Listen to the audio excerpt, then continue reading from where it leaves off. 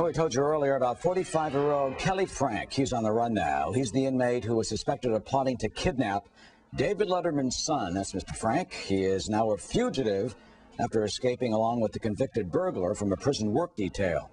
Well, now there's a new and rather surprising way to try and track down those wanted by the law, and you'll find it in some unexpected places. The next time you go to the supermarket to pick up some milk, eggs, or bread, you can also take home a criminal. Along with those free real estate magazines, there's a new handout on the rack, The Fugitive Finder. It's full of accused murderers, rapists, robbers, and deadbeats wanted by the police. When we brought this up and we approached the Crime Stoppers even, they were apprehensive. And some even laughed and said, are you kidding? Is it a joke? Dean Murray of DNS Advertising, who's behind those real estate freebies, came up with the idea. He sunk $10,000 of his own money to print 25,000 copies. All the publications on that rack, when you go into the supermarket or something, this moves the best by far. By the end of the month, we are completely out. They have just out of, whether it be, hey, I might recognize somebody, or just out of curiosity. But the expression we've heard, or the comment we've heard from most people is, I just want to see if there's anybody I know. The FBI's 10 Most Wanted list pioneered the concept back in 1950. Stop right there. Fox's America's Most Wanted is nearing 1,000 captures. The Fugitive Finders already nailed 10, including a suspected sex offender, bank robber, and gang member. Now featured, Ronald Rodriguez, wanted for murder. Francisco Flores, for his alleged role in raping an 18-year-old with a machete.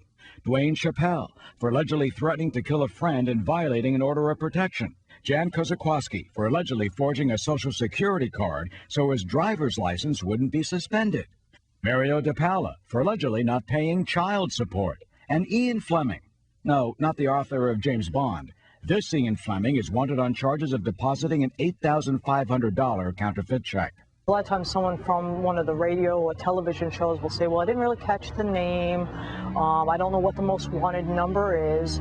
Now they can look at this all day long. Suffolk County Police Officer Carol Rivendaria says the photos give police a lot more time to catch up with suspects, especially those wanted for lesser crimes. Those are the type of people that aren't going to relocate to another state or really try to hide their identity of where they live and uproot themselves. So those are actually the people that, are still around, and the magazine is wonderful for that. Some have even surrendered themselves. A couple of people actually turned themselves in. Turned themselves in? That's correct. Saw themselves in the Fugitive Finder? Actually saw themselves in the Fugitive Finder and decided that, it was time to turn themselves in. A cover model is selected each month as the featured fugitive. Okay, so it's not like being selected Time Magazine's Man of the Year or this month's Playboy Playmate. What does the featured fugitive win? Time behind bars, free room and board, I think, is what he wins. But so far, as the police have said, it's been very successful, and it's the public that wins. Well, so successful, another fugitive has just been nabbed, and the new issue with more faces now hitting the stands. Mr. Murray, by the way, hopes the idea can roll out across the country so that the cops can find fugitives everywhere.